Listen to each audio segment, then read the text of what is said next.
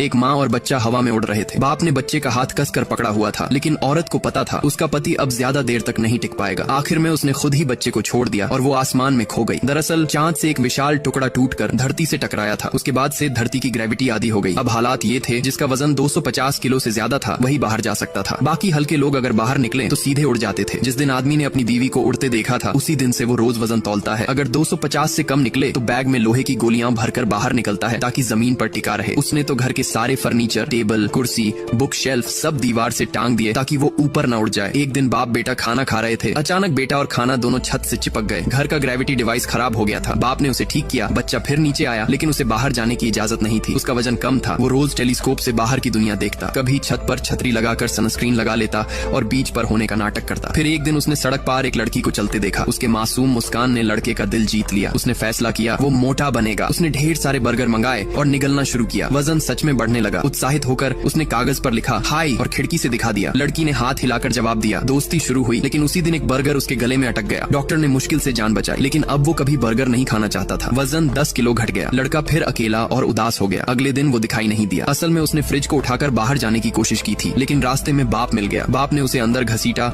और सारे भारी सामान छुपा दिए। 20 साल पहले उसने अपनी बीवी को उड़ते हुए खो दिया था। वो अपने बेटे के साथ ये हादसा दोबारा नहीं होने देना चाहता था, पर देर रात उसने चुपके से एक ग्रेविटी शूज बना डाले। सुबह लड़के ने जब उसे पहना, बैग में लोहे की गोलियां डाली और जिंदगी में पहली बार घर से बाहर कदम रखा। वो हिम्मत करके लड़की की तरफ बढ़ा, एक गहरी सांस ली और फिर अपने जूते का ग्रेविटी स्विच बंद कर दिया। अगले ही पल वो आसमान में उड़ गया। बाप घबरा गया, लेकिन तभी एक जोड़ी हाथों ने उसे थाम लिया। उसने आंखें खोली। वो लड़की थी और उसके चेहरे पर वही मुस्कान थी, लेकिन इस बार लड़के के चेहरे पर भी। दोस्तों, अगर आपको ऐसी दुनिया में रहने का मौका मिले तो आप किसके साथ रहना चाहोगे? प्लीज कमेंट में जरूर बताना।